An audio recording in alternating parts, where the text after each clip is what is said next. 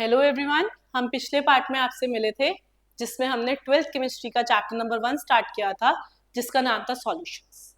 हमने वहाँ पर सॉल्यूशन को डिफाइन किया, समझने की कोशिश करी, उसको हमने होमोजीनियस मिक्सचर का नाम दिया। हमने ये भी बोला कि हम उसकी फिजिकल सेपरेशन मेथड यूज नहीं कर सकते सेपरेशन करने के लिए, जैसे हमने सॉल्ट वाटर का वहाँ पे एग्जाम्पल लिया। फिर हमने उसको सॉल्यूट और सॉल्वेंट में क्लासिफाई किया। सॉल्यूट को कैसे आइडेंटिफाई करेंगे, सॉल्वेंट को कैसे आइडेंटिफाई करेंगे, ये सब बातें हमारी लास्ट क्लास में आपके साथ हो गई थी। ये सब बातें थी क्वालिटेटिवली। फिर हम आए थे आगे कि हमें इनका क्वांटिटेटिव मेजर भी तो चाहिए। हमने कहा था कब किसी मिक्सचर या सॉल्यूशन को कंसंट्रेटेड बोला जाए, कब उसको डाइल्यूटेड बोला जाए, उसके लिए we need some specific values, some specific quantities. इसीलिए हमने क्वांटिटेटिव एनालिसिस शुरू किया था, जो हम ग्रेड 11 में भी पढ़कर आते हैं, 12th में दोबारा यूज होता है, इसलिए यहाँ पे हम उसकी रिवीजन कर रहे थे। इसलिए हमने कंसंट्रेशन टर्म्स स्टार्ट कर दी थी।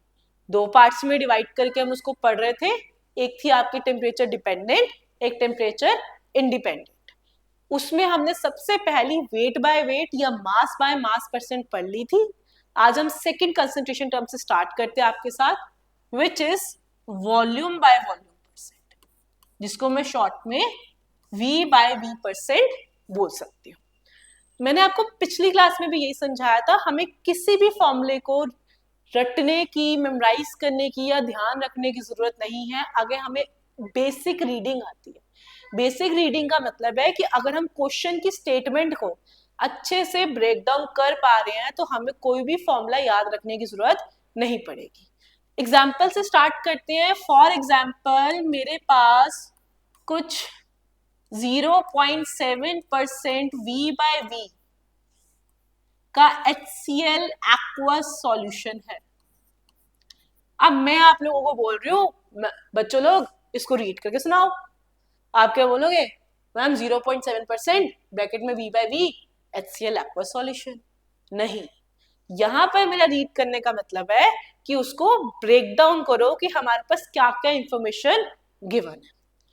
0.7 के साथ सबसे पहले सॉल्यूट की बात कर रखी है HCl, और एक्वस बोला है तो बाय डिफॉल्ट यहाँ पे सॉल्वेंट मेरा क्या हो जाता है? वाटर हो जाता है। वॉल्यूम में बात कर रहे हैं तो इसलिए मैं ml की टर्म्स में करूंगी। जब वेट या मास बाय मास की बात करी थी मैंने ग्राम में बात करी थी आपके साथ, इसीलिए मैं इतने पार्ट से तो ये समझती हूँ कि 0.7 ml of HCl is present in 100 ml। अब 100 ml क्यों लिया? लास्ट क्लास में भी बताया था परसेंटेज का टोटल हमेशा कितना होता है? 100। आप कभी भी किसी चीज को परसेंटेज में कन्वर्ट करते हो तो 100 से मल्टीप्लाई करते हो, परसेंटेज को वापस अगर नॉर्मल न्यूमेरिकल में कन्वर्ट करना है तो 100 से डिवाइड करते हो। परसेंटेज का टोटल क्योंकि 100 रहता है इसलिए भी मैंने यहाँ पे टोटल कितना लिया है? 100 लिया है। 100 ml ऑफ, क्योंकि सॉल्यूशन की बात करी है तो मैं भी यहाँ पे क्या लिखूंगी? सॉल्यूशन, ना कि सॉल्वेंट। हमने कभी भी अपने आप को सॉल्यूशन और सॉल्वेंट में कंफ्यूज नहीं करना है। Most of the times we are using solution, जहां पर सॉल्वेंट का यूज आएगा आई विल मेंशन। तब तक आप ये मान के चलिए कि आपके 80% केसेस में डिनोमिनेटर में क्या आने वाला है? सॉल्यूशन। तो हमें रीड करने पर वॉल्यूम ऑफ सॉल्यूट मिल चुका है, वॉल्यूम ऑफ सॉल्यूशन भी मिल चुका है। तो यहां से तो हम अपने आप फॉर्मूला जो है क्रिएट कर सकते हैं। कैसे? आइए देखते हैं। V बाय V परसेंट का फॉर्मूला इस स्टेटमेंट की हेल्प से बनता है। सबसे पहले बात करी है वॉल्यूम ऑफ सॉल्यूट की, तो इसलिए मैं भी ऊपर क्या लिखूंगी? Volume of solute. फिर बात की गई है वॉल्यूम ऑफ सॉल्यूशन की, तो इसलिए मैं भी यहां पे क्या लिखूंगी? Volume of solution. अभी मैंने आपको बताया और आप जानते भी हैं इस बात को, किसी भी चीज को परसेंटेज में कन्वर्ट करना हो, किसी भी क्वांटिटी को परसेंटेज में एक्सप्रेस करना हो तो उसको हम 100 से मल्टीप्लाई करते हैं। तो ये हमारा फॉर्मूला तैयार है वॉल्यूम बाय वॉल्यूम परसेंट का। हमें वॉल्यूम ऑफ सॉल्यूट दे रखा होगा, वॉल्यूम ऑफ सॉल्यूशन भी दे रखा होगा। सॉल्यूशन नहीं दे रखा, सॉल्वेंट दे रखा है, कोई बात नहीं, सॉल्यूट प्लस सॉल्वेंट करके आप सॉल्यूशन का अमाउंट निकाल लो। ये तो सबसे आसान तरीका है। तो वहां से आप v बाय वी परसेंट की वैल्यू निकाल सकते हैं। एक और वेराइटी ऑफ क्वेश्चन आपको यहाँ मिलेगी, जो आपको मैंने वेट बाय वेट परसेंट या मास बाय मास परसेंट में भी बताया था। आपके क्वांटिटी है जिसका नाम है डेंसिटी, जिसकी वैल्यू होती है या फॉर्मूला होता है मास अपॉन वॉल्यूम। हो सकता है आपको क्वेश्चन में वैल्यू दे दे मास की और साथ में क्या दे दे, डेंसिटी, पर कैलकुलेट करने को बोल रहा है वो आपको v बाय वी परसेंट। तो आप लोगों को तो लगेगा ये क्वेश्चन ही गलत दे दिया गया, पूछ v बाय वी परसेंट रहे हैं, क्वेश्चन में मास दे दिया। आप तो एग्जाम में खड़े होकर बोलोगे मैम क्वेश्चन ही गलत आया। नहीं, आप चेक करिएगा, वहां ब्रैकेट में डेंसिटी की वैल्यू भी दी होगी। तो जैसे कि आप यहाँ पे देख सकते हैं density is equal to mass upon volume है, तो अगर मैं यहाँ पर वॉल्यूम की वैल्यू निकालना चाहती हूँ तो वो क्या हो गई, मास बाय डेंसिटी। वॉल्यूम अब मेरे पास आ चुका है, अब मैं आराम से v बाय वी परसेंट की वैल्यू जो है यहाँ पर निकाल सकती हूँ। तो ये कंसंट्रेशन टर्म भी आपकी w बाय w परसेंट की तरह बहुत ही आसान है। कोई डाउट हो इसमें आप कमेंट सेक्शन पे बता सकते हैं, हम नेक्स्ट पार्ट में जो है आपका ये डाउट क्लियर कर देंगे। चलिए अब चलते हैं हम नेक्स्ट कंसंट्रेशन टर्म की तरफ, थर्ड कंसंट्रेशन टर्म जो कि हमारे पास है वेट बाय वॉल्यूम परसेंट। तो अब तक तो मेरे बच्चे लोग समझ गए होंगे कि इसमें भी हमने रीड करना सीखना है। वेट है तो ग्राम में बात कर लेंगे, वॉल्यूम है तो ml में बात कर लेंगे, टोटल निकालना है तो 100 ले लेंगे और परसेंटेज में कन्वर्ट करना है तो 100 से मल्टीप्लाई कर लेंगे। इसको भी एक एग्जांपल की हेल्प से समझ लेते हैं। फॉर एग्जांपल मेरे पास 2.37% सोडियम कार्बोनेट का एक्वा सॉल्यूशन है। तो अगेन इसको रीड कर लेते हैं। 2.37 ग्राम, ग्राम की बात क्यों करी, क्योंकि सबसे पहले उन्होंने वेट बोला, और ये बात अब मुझे समझ आ चुकी है कि सबसे पहले सॉल्यूट की बात होती है फिर सॉल्यूशन की बात होती है। इसलिए मैंने सॉल्यूट को किस में लिया, ग्राम में, क्योंकि जो क्वांटिटी है उसमें सबसे पहले मेंशन क्या है, वेट। तो 2.37 gram of sodium carbonate is present in 100, क्योंकि परसेंटेज का टोटल कितना 100। अब क्योंकि वेट स्लैश वी है तो मैं ग्राम में नहीं लूंगी, किस में लूंगी, ml में। 100 ml ऑफ सॉल्यूशन। तो यहां से भी आप सेम तरीके से अपना फॉर्मूला जो है खुद से बना सकते हैं। वेट बाय वॉल्यूम का फॉर्मूला बन जाता है वेट या मास। मैंने लास्ट क्लास में बताया था कि केमिस्ट्री में वेट और मास का मतलब सेम है। फिजिक्स में mass is m, weight is mg, but यहाँ पर खास करके कंसंट्रेशन टर्म्स के दौरान हम वेट या मास बोल दें, बाय डिफॉल्ट एक ही बात है। हाँ जी, वेट बाय वॉल्यूम परसेंट का फॉर्मूला बन जाएगा वेट ऑफ सॉल्यूट अपॉन में वॉल्यूम ऑफ सॉल्यूशन इनटू 100। तो इसका फॉर्मूला भी हमारे पास तैयार हो जाता है। ठीक है, अब इसमें भी वैरायटी क्या लेकर आएंगे, क्वेश्चन में सपोज एक क्वेश्चन बना लेते हैं कि हमें ना वॉल्यूम ऑफ सॉल्यूट दे रखा है 2 ml, वॉल्यूम ऑफ सॉल्वेंट दे रखा है 98 ml। ठीक है, हमें डेंसिटी ऑफ सॉल्यूट दे रखी है 1 ग्राम पर ml, और हमें बोल रहे हैं वेट बाय वॉल्यूम परसेंट की वैल्यू निकालिए। सबसे पहले आप क्वेश्चन को समझने की कोशिश करिए, सीधा जंप मत करिए, ऐसे करिए। क्या जो सारी वैल्यूज गिवन है आप समझ पा रहे हैं क्या गिवन है, और जो निकालना है क्या आपको उसका फॉर्मूला पता है। तो by chance weight by volume percent का फॉर्मूला तो मेरे सामने ही लिखा है, क्या है, वेट ऑफ सॉल्यूट अपॉन में volume of solution into 100%।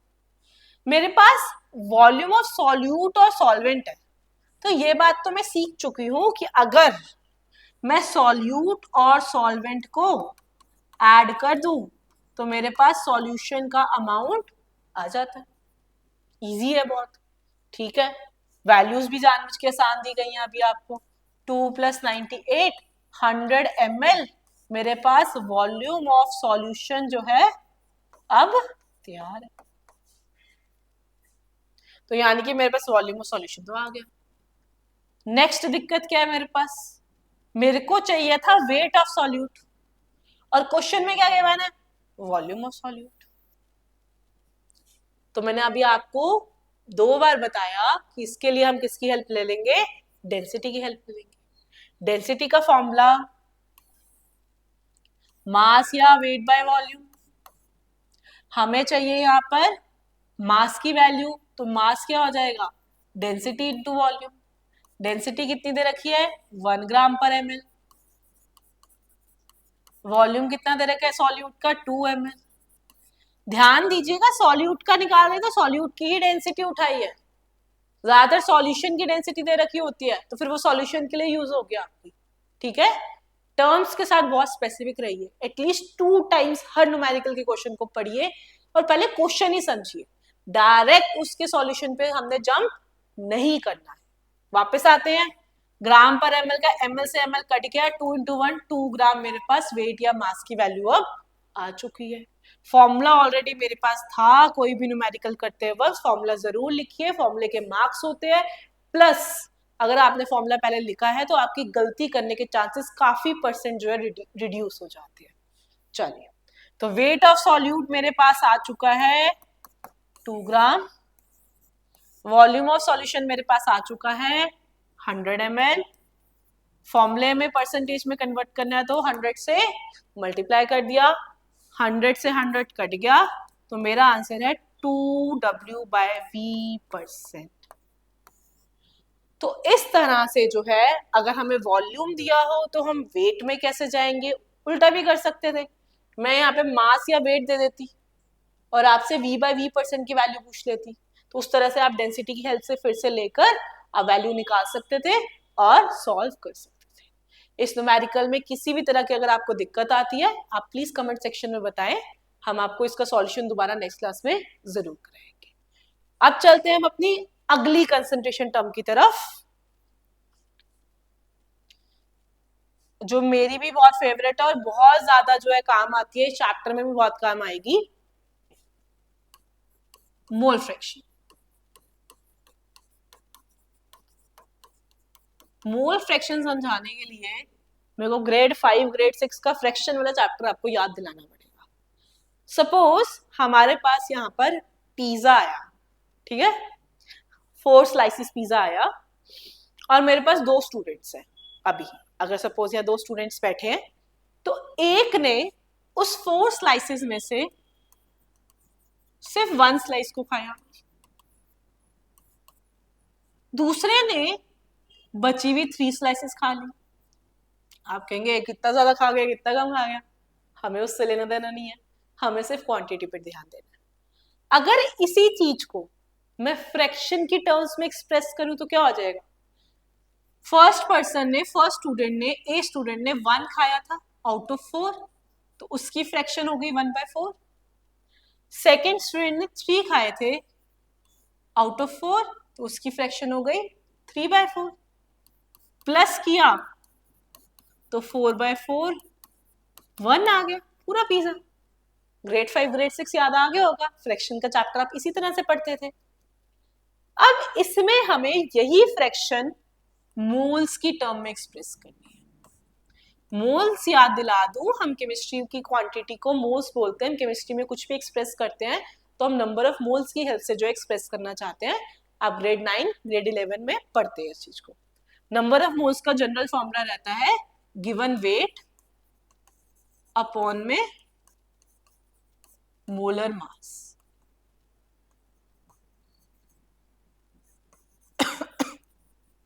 Sorry, अब हमें यहाँ पे जो फ्रैक्शन एक्सप्रेस करनी है वो भी मोल्स के टर्म में करनी है। सपोज मेरे पास एक कंटेनर था जिसमें A सॉल्यूट था और B सॉल्वेंट था।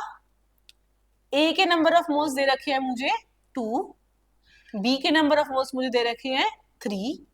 तो अगर मैं इनकी मोल फ्रैक्शन निकालना चाहूं तो कैसे आएगी? A के मोल्स से 2, टोटल मोल्स हो गए 2 + 3, दैट इज 2/5। सिमिलरली B के मोल्स से 3, टोटल मोल्स से 2 + 3, 3/5।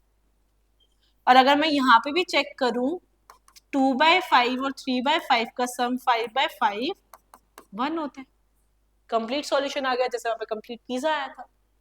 तो इसी को हम मोल फ्रैक्शन बोलते हैं, कि जब हम फ्रैक्शन को नंबर ऑफ मोल्स की टर्म्स में एक्सप्रेस करना शुरू करते हैं। हमारा सिंबल मोल फ्रैक्शन का जाए रहता है, कर्व्ड एक्स बनाते हैं। तो यहाँ पे मोल फ्रैक्शन ऑफ ए निकाला है, तो इसलिए इसके सबस्ट्रेट में मैं ए लिख दूंगी और इसके सबस्ट्रेट में बी लिख दूंगी। अगर मैं यहाँ से अब इसका फॉर्मूला लिखूं, जो अगेन मुझे लर्न रखने की जरूरत नहीं है क्योंकि मुझे कंसेप्चुअली समझ आ गया, मोल फ्रैक्शन जिसका भी आप निकाल रहे हैं, अगर ए का निकाल रहे हैं तो नंबर ऑफ मोल्स ऑफ ए ऊपर आ जाएंगे, नीचे क्या आ जाएगा आपका? Total number of moles. और अगर आप मोल्स ऑफ बी निकाल रहे हैं तो number of moles of B आ जाएंगे और टोटल नंबर ऑफ मोल्स उसके नीचे आ जाएंगे। मोल से मोल्स डिवाइड हो रहा है, इसलिए ये आपकी जो क्वांटिटी है यूनिटलेस रहेगी। दूसरी बात आपने यहाँ पे ये सीख ली कि mole fraction of A plus mole fraction of B 1 रहेगा, क्योंकि हम बाइनरी सॉल्यूशन ही पढ़ रहे हैं, 2 कंपोनेंट सिस्टम है, तीसरा हमारे पास कुछ है ही नहीं। तो अगर सिर्फ 2 ही कंपोनेंट है तो दोनों का मोल फ्रैक्शन का सम कैसा रहेगा? हमेशा 1 के इक्वल रहेगा। इसकी हम और बातें करेंगे आपके साथ नेक्स्ट पार्ट में। आज के लिए हम इतना ही रखेंगे। Thank you.